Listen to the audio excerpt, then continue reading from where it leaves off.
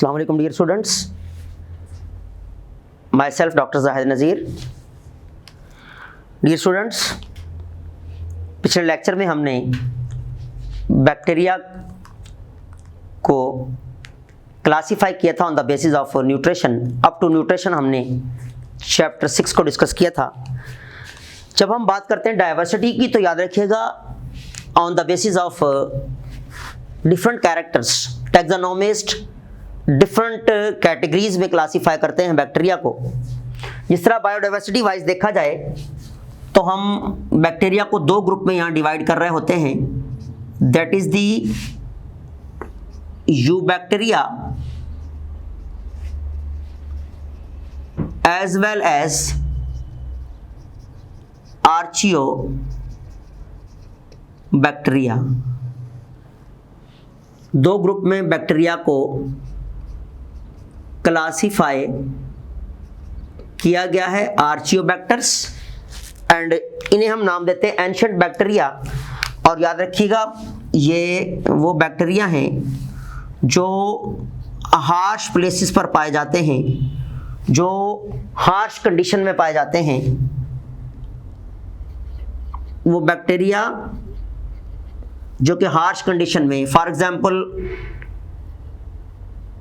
Volcanic reason में भी, means under higher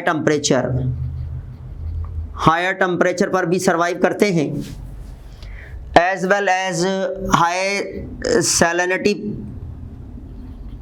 saline places पर भी सरवाइव करते हैं, और आइदर फ्रीजिंग पॉइंट पर भी ये सरवाइव कर सकते हैं।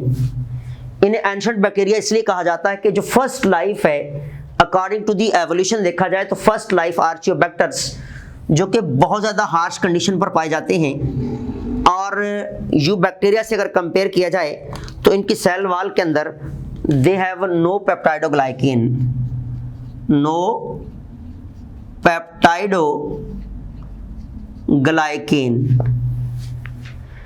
In case of eubacteria को अगर हम कंसीडर करते हैं तो ये वो बैक्टीरिया हैं जो कि हमारे पास नॉर्मली एयर, सॉइल या एज अ पैरासाइट पाए जाते हैं। इन्हें ट्रू बैक्टीरिया कहा जाता है, और ये बैक्टीरिया अपनी सेल वॉल के अंदर पेप्टाइडोग्लाइकेन कैरी करते हैं। दे हैव पेप्टाइडोग्लाइकेन, जो कि हम पीछे पढ़ चुके हैं, मिक्सचर है प्रोटीन्स का, शुगर्स का और एसिड्स का, जिसे हम कहते हैं पेप्टाइडोग्लाइकेन। ये मोस्टली नॉर्मल कंडीशन में हमारी एयर में, सॉइल में या होस्ट के साथ पैरासाइट होते हैं। दे आर प्रेजेंट आर्चियोबैक्टर्स, जिन्हें एंशिएंट लाइफ कहते हैं, जिन्हें first life on the earth surface कहा जाता है। ये बहुत ज़्यादा हार्श कंडीशन में होते हैं और इनकी सेल वॉल में पेप्टाइडोग्लाइकेन नहीं होती।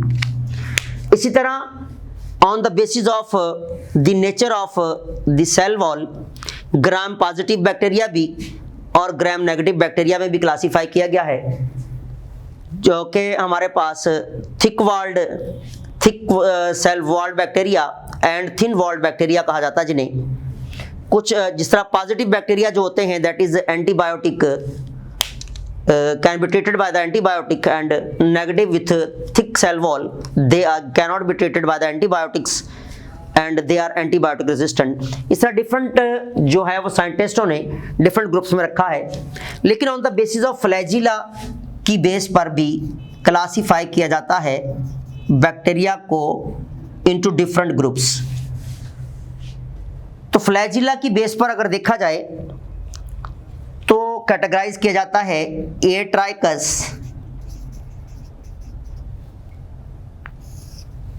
As well as monotrichous, as well as lophotrichous, as well as amphitrichous,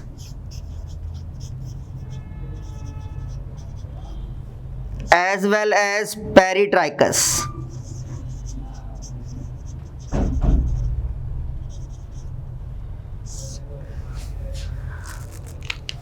without flagella, जिन बैक्टीरिया के पास फ्लैजिला नहीं होते उन्हें हम नाम देते हैं एट्राइकस।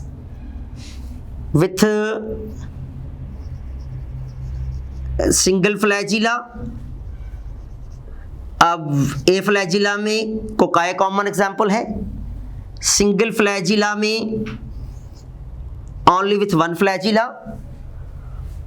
लोफोट्राइकस में the tuft of flagella at one pole, इस तरह टफ्ट होता है फ्लैजिला का एक ही पोल पर, tuft of flagella at one pole, एक ही पोल पर टफ्ट ऑफ फ्लैजिला है।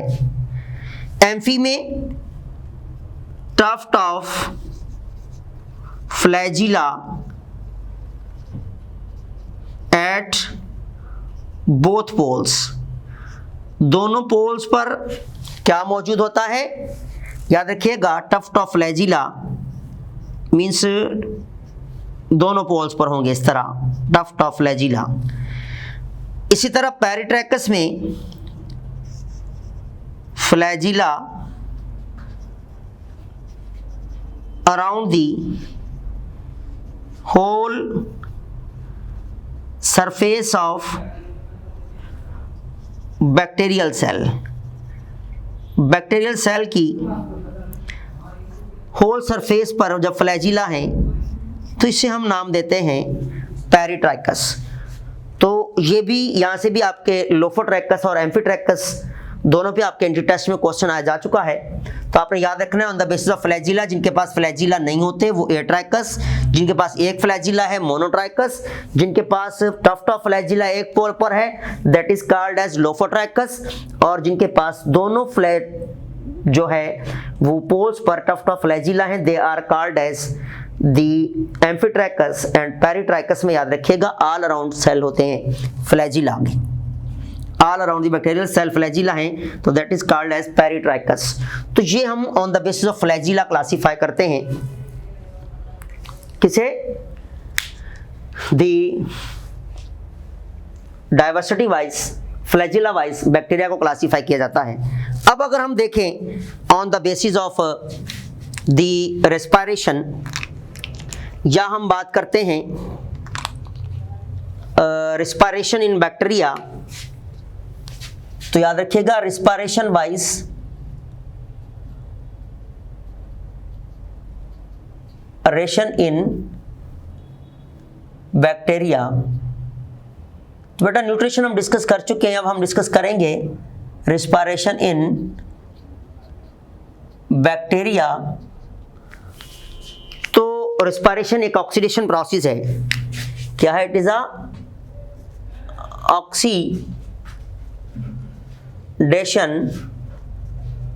Process, oxidation and reduction process है जिसमें ऑक्सीडेशन होती है किसकी, मटेरियल्स ऑक्सीडाइज होते हैं, मटेरियल्स ऑक्सीडाइज होते हैं, जिसे प्रोसेस को हम रेस्पिरेशन कहते हैं।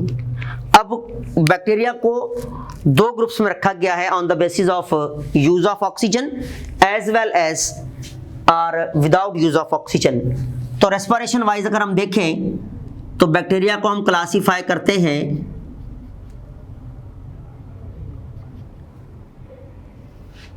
दो ग्रुप्स में, एक दी एरोबिक बैक्टीरिया, वो बैक्टीरिया जो कि ऑक्सीजन का इस्तेमाल करते हैं, एनारोबिक बैक्टीरिया। तो बेटा aerobic bacteria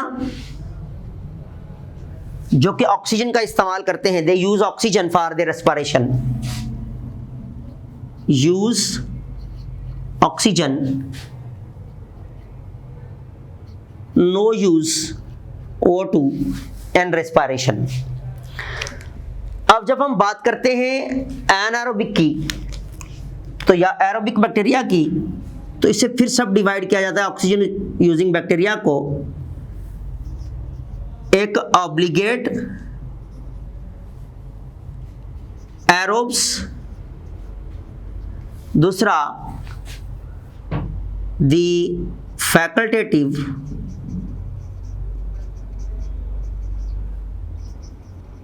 aerobes.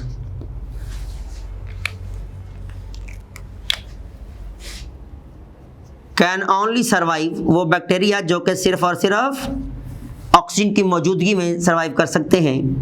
Can survive only in presence of O2।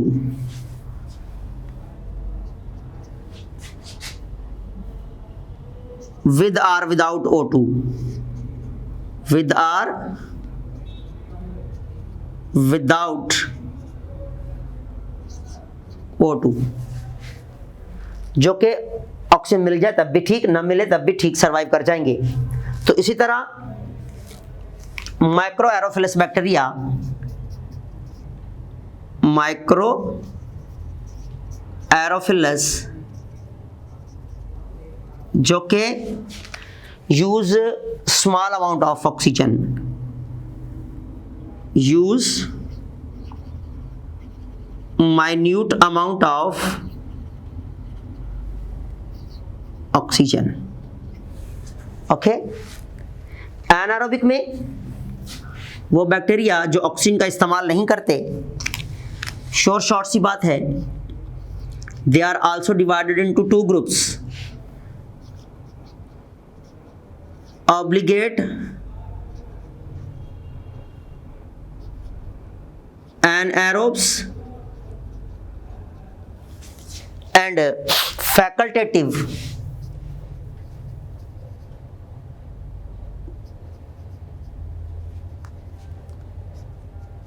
anaerobes, facultative भी and obligatory भी।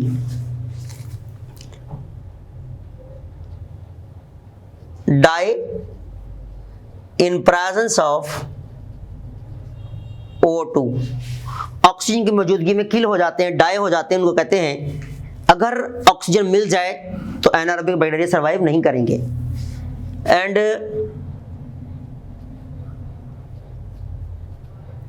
Do not use O2 but survive in presence of O2। याद रखिएगा, ये वो बैक्टीरिया हैं जो कि ऑक्सीजन का यूज नहीं करते इन ऑक्सीडेशन और इन रिडक्शन पर्पस। ये ऑक्सीडेशन और रिडक्शन में तो इस्तेमाल नहीं करते, मीन्स रिस्पायरेशन में ऑक्सीजन का इस्तेमाल नहीं करते, लेकिन अगर ऑक्सीजन मौजूद है तो ये सर्वाइव कर जाते हैं। इसी तरह इन्हें हम नाम देते हैं ऑब्लिगेटरी, जो कि in the presence of oxygen die हो जाएंगे, किल हो जाएंगे। ऐसे बैक्टीरिया को ऑब्लिगेटरी एनारोब्स कहते हैं। तो रिस्पायरेशन एक ऑक्सीडेशन प्रोसेस है जिसमें या तो बैक्टीरिया विद ऑक्सीजन रिस्पायर कर रहे होते हैं या विदाउट ऑक्सीजन कर रहे होते हैं। इस तरह हमने बैक्टीरिया को क्लासिफाई किया on the basis of their respiration. Then on the basis of, जब हम टैक्सिस की बात करते हैं, on the basis of taxis कहा जाता है orientation to stimulus, orientation to stimulus. Bacteria different type के स्टिमुलस को ओरिएंटेट करते हैं, रिस्पॉन्ड करते हैं। तो ओरिएंटेशन की बेसिस पर जब स्पेसिफिक स्टिमुलस की तरफ मुतवज्जह होते हैं बैक्टीरिया और अपनी मूवमेंट दिखाते हैं, अपना एक्शन शो करते हैं, इस ओरिएंटेशन को हम टैक्सिस कहते हैं।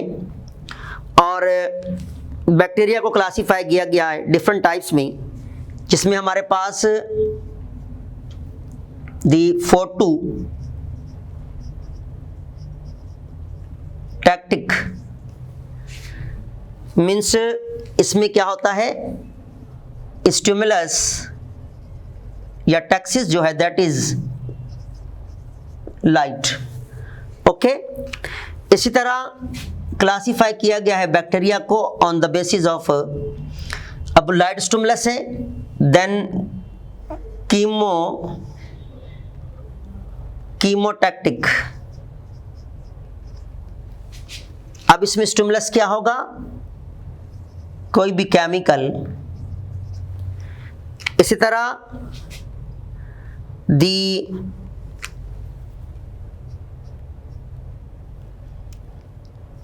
ग्रेविटोटैक्टिक।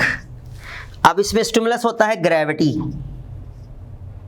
क्या होगा, gravity will be the stimulus, gravity of the earth. Light है तो फोटो, केमिकल्स हैं तो कीमो, और ग्रेविटी अगर जो है तो that is gravitotactic, as well as magnetotactic, means orientation towards the magnets.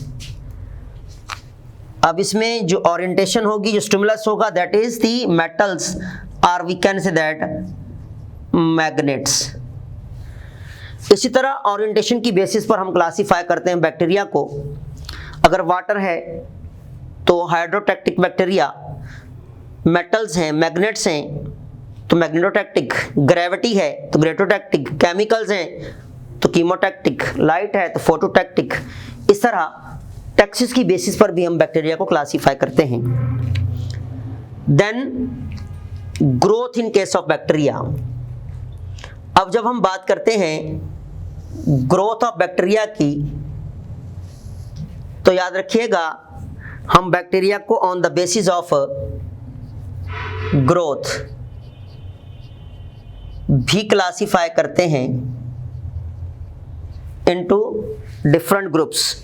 Different phases आती हैं ग्रोथ की। सबसे पहले हम डिस्कस करें कि ग्रोथ के लिए कुछ कंडीशंस रिक्वायर्ड होती हैं। कंडीशंस, जिन कंडीशन का ऑप्टिमम होना लाजमी है, जिसमें टेम्परेचर, जिसमें प्रेजेंस और absence of water, as well as O2, as well as the light, as well as nutrients. ये सारी कंडीशन अगर ऑप्टिमम है तो बैक्टीरिया ग्रो करते हैं विथ ऑप्टिमम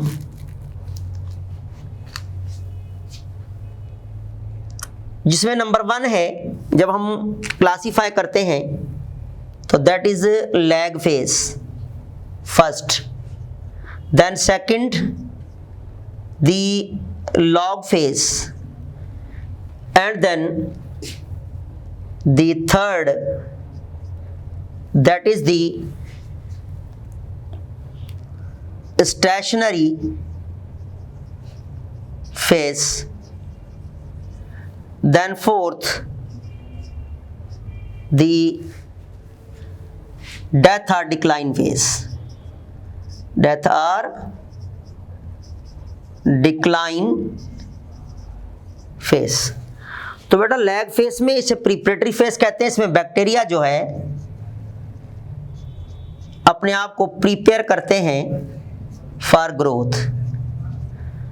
प्रीपरेटरी फेज कहते हैं इसमें बैक्टीरिया अपने आप को प्रिपेयर करते हैं, अपने प्रोटोप्लाज्म को डेवलप करते हैं, अपनी कंडीशंस को देखते हुए अपने प्रोटोप्लाज्मिक मटेरियल को डेवलप करते हैं और मल्टीप्लिकेशन एंड डिवीजन के लिए तैयार होते हैं। इसे कहते हैं लॉग फेज, लैग फेज, जिसको हम कहते हैं प्रीपरेटरी फेज। इसमें बैक्टीरिया याद रखिएगा अपने आप को मल्टीप्लिकेशन और डिवीजन के लिए प्रिपेयर करते हैं। लॉग फेज, इसमें फ्रीक्वेंट मल्टीप्लिकेशन और डिवीजन। याद रखिएगा इसमें bacteria frequently multiply and divide होते हैं। इस फेज को हम नाम देते हैं द लॉग फेज, इसमें बैक्टीरिया तेजी से डिवाइड एंड मल्टीप्लाई होते हैं, इस फेज को कहा जाता है द लॉग फेज। अब स्टेशनरी फेज में क्या होता है कि किसी भी कॉलोनी के अंदर या किसी भी जगह जब बैक्टीरिया रिप्रोड्यूस करते हैं, अगर दो बैक्टीरिया न्यू बैक्टीरिया दो प्रोड्यूस हो रहे हैं और लेकिन दो अगर डाई हो रहे हैं तो population will be remain same, that is total 4, इसलिए इसको स्टेशनरी फेज कहते हैं। डेथ और डिक्लाइन फेज में अगर किसी भी पॉपुलेशन में, याद रखिएगा फॉर एग्जांपल हमारे पास इस कॉलोनी में 6 बैक्टीरिया हैं, अगर 3 बैक्टीरिया या न्यू प्रोड्यूस होते हैं लेकिन 4 की पॉपुलेशन डाई हो जाती है, किसी भी कंडीशन के कम ज़्यादा हो जाने की सूरत में या ओवर हो जाने की सूरत में, तो इस फेज को हम नाम देते हैं डेथ और डिक्लाइन फेज। पहले पॉपुलेशन में 6 बैक्टीरिया थे, यहाँ पर अभी 5 बचे क्योंकि 4 डाई हो गए ओल्ड पॉपुलेशन में से, इसलिए इसको डेथ एंड डिक्लाइन फेज का नाम देंगे। तो ये हमारे पास जो है वो डिफरेंट फेसेस ऑफ ग्रोथ हैं in case of bacteria. Then reproduction in bacteria, reproduction in bacteria, जब बैक्टीरिया में हम रिप्रोडक्शन की बात करते हैं तो याद रखिएगा बैक्टीरिया को हम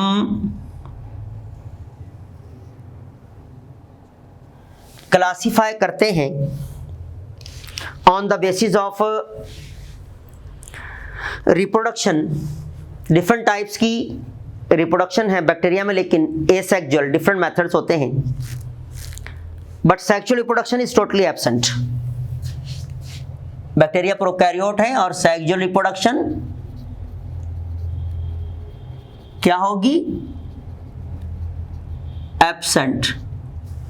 and only bacteria reproduce by asexual method,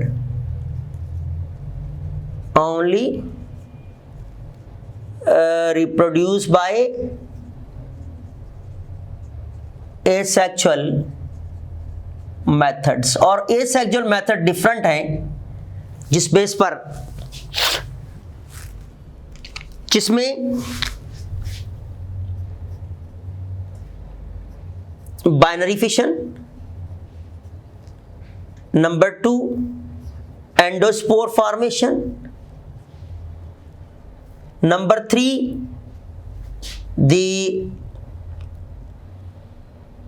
genetic recombination process है, जो कि सेक्सुअल लाइक तो है लेकिन सेक्सुअल नहीं, जेनेटिक रिकॉम्बिनेशन।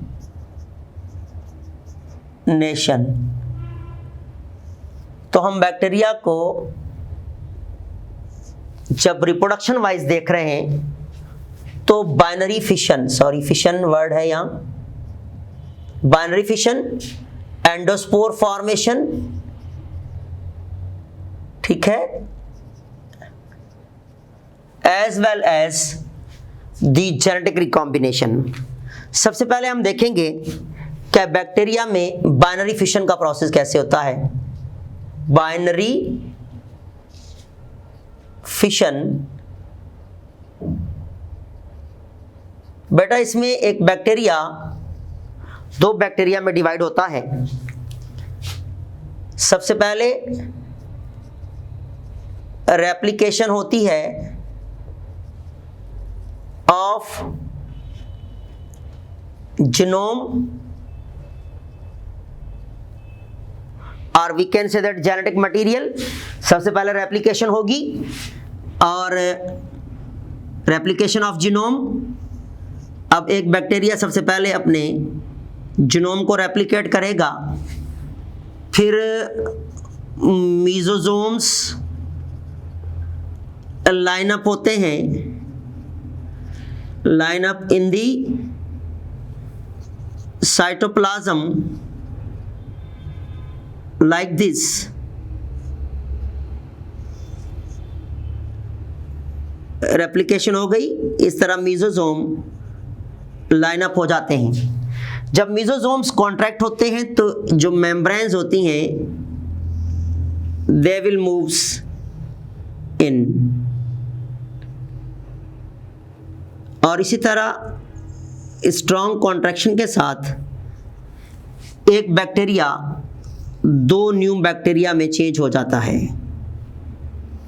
इस प्रोसेस को बाइनरी फिशन कहते हैं, जिसमें एक बैक्टीरियल सेल दो डॉटर सेल में डिवाइड होता है। सबसे पहले जीनोमिक मटेरियल रेप्लिकेट होगा और उसके बाद जो है वो मीजोजोम लाइनअप होते हैं। यहाँ पर मीजोजोम्स कॉन्ट्रैक्ट होते हैं।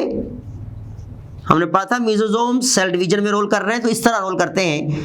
मीजोजोम कॉन्ट्रैक्शन होगी जिसकी वजह से साइटोप्लाज्म डिवीजन होती है। साइटोप्लाज्म जो है डिवाइड हो जाएगा और दो न्यू बैक्टीरिया बन जाते हैं। इस प्रोसेस को हम नाम देते हैं बाइनरी फिशन। इसी तरह it is during the favourable condition, ये आपने याद रखना है, ये एमसीक्यू से पूछा जा सकता है कि which one of the following type of asexual reproduction in bacteria is common in the favourable condition. तो फेवरेबल कंडीशन में binary fission, under favourable conditions ये प्रोसेस होगा। इसी तरह हमारे पास नेक्स्ट में that is the endo spore formation, ऐसा process जिसमें it is common in under unfavourable condition. इसमें कंडीशन अनफेवरेबल होती हैं और it is a method of survival, इसलिए इसको मेथड ऑफ सर्वाइवल कहा जाता है। मेथड ऑफ सर्वाइवल, इसमें जो बैक्टीरियल सेल है इसका जो साइटोप्लाज्म प्रोटोप्लाज्म है वो श्रिंकेज होना शुरू हो जाएगी। इसमें क्या होगा, श्रिंकेज ऑफ प्रोटोप्लाज्म। बैक्टीरिया का प्रोटोप्लाज्म श्रिंक हो गया, श्रिंकेज होता जाएगा और इसमें एक मासिस में चेंज हो जाएगा in the centre of the cell, और इसमें जो एक्टिव मास होगा it become change into spore with a thick wall. जैसे ये कंडीशन फेवरेबल होंगी तो याद रखिएगा यहाँ से जो मेम्ब्रेन है, जो वॉल है, they become go through the osmotic lysis, और यहाँ से ये मासिस रप्चर होंगे तो एक एक्टिव स्पोर अपीयर होता है that will be developed into the new bacteria. This process called as endospore formation. इसमें कौन सा प्रोसेस हुआ कि ड्यूरिंग अनफेवरेबल कंडीशन, इसको मेथड ऑफ सर्वाइवल कहते हैं। प्रोटोप्लाज्म श्रिंक होकर सेंटर में इकट्ठा होना शुरू हो जाएगा और जो एक्टिव प्रोटोप्लाज्म है इसके अराउंड एक थिक वॉल को सीक्रेट करेगा और it become the active protoplasm become change into a spore like structure. जैसे ही condition at returning favourable condition, अब ये प्रोसेस जब वॉल लाइसिस का होता है at favourable condition, at favourable conditions, जब अंडर या एट फेवरेबल कंडीशन, अब इसमें क्या होगा, वॉल लाइसिस हो जाएगी, वॉल जाएगी ओस्मोटिक लाइसिस में। जब ओस्मोटिक लाइसिस में वॉल जाएगी ये स्पोर्स अपीयर होगा और स्पोर फॉर्मेशन, स्पोर अपीयर होगा और स्पोर डेवलप होना शुरू हो जाए इनटू न्यू बैक्टीरिया। इस प्रोसेस को एंडोस्पोर फॉर्मेशन का नाम देते हैं।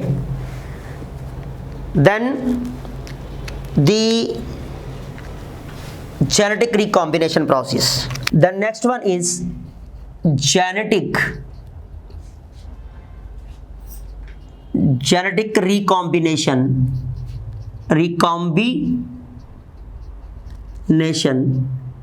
याद रखिएगा, जेनेटिक रिकॉम्बिनेशन में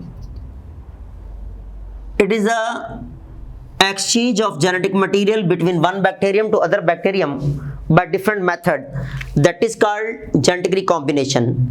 That is somewhat like sexual but not sexual, क्योंकि बैक्टीरिया में एसेक्सुअल रिप्रोडक्शन होती है, ओनली सेक्सुअल रिप्रोडक्शन नहीं होती।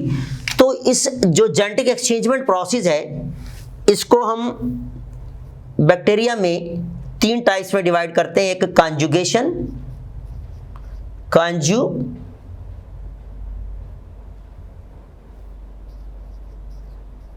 conjugation, दूसरा दी ट्रांसडक्शन, तीसरा ट्रांसफॉर्मेशन।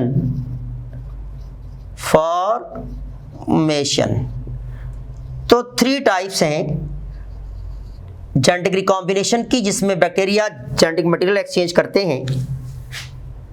इसमें पिलाए का रोल होता है, मैंने आपको बताया था साइटोप्लाज्मिक ब्रिज बनती है। इसमें बैक्टीरिया वाया थ्रू द पिलाए एक बैक्टीरियम दूसरे बैक्टीरियम से सेगमेंट ऑफ डीएनए या सेगमेंट ऑफ क्रोमोसोम जो है वो एक्सचेंज कर रहा होता है। इस प्रोसेस को हम नाम देते हैं genetic recombination and it is a conjugation process, जिसमें कंजुगेटिव ब्रिज बनती है। This is called conjugative bridge and that is by the पिलाई, जिसे सबसे पहले साइंटिस्ट लेडरबर्ग एंड टैटम नामी साइंटिस्ट थे, जिन्होंने याद रखिएगा 1946 में इस प्रोसेस को डिस्कस किया था कि बैक्टीरिया अपनी कंजुगेटिव ब्रिज यानी पिलाए के जरिए भी जीन या क्रोमोसोम एक्सचेंज करते हैं with one and other. This is also the process of genetic recombination. अब इसमें this is first time observed by the Lederberg and gender. Lederberg and gender ने जो है वो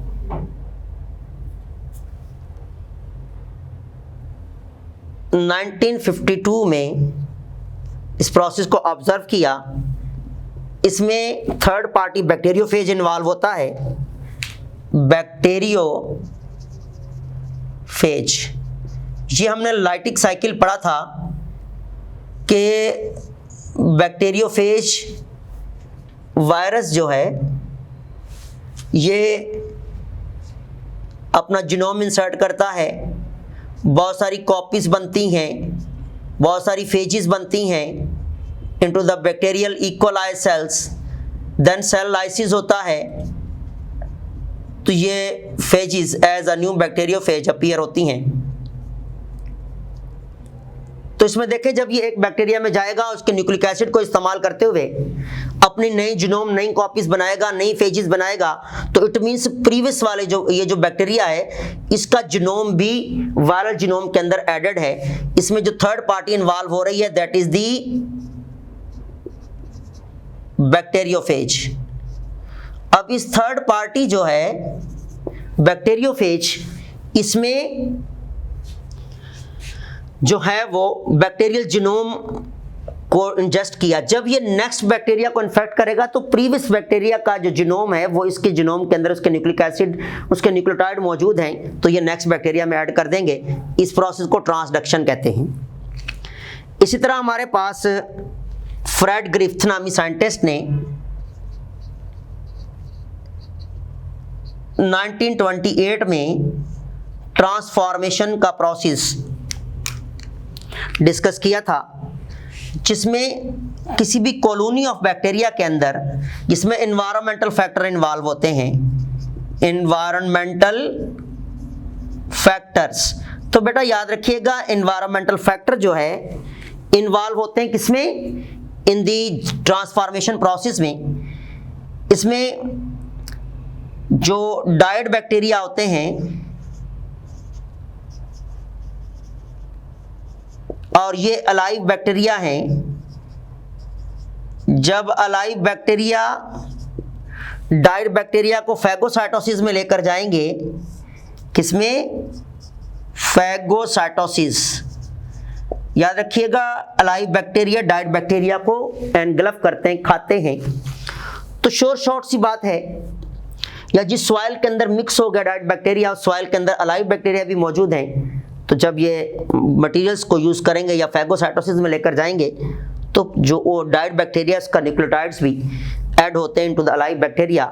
इस एक्सचेंजमेंट ऑफ जीनोम को हम नाम देते हैं ट्रांसफॉर्मेशन।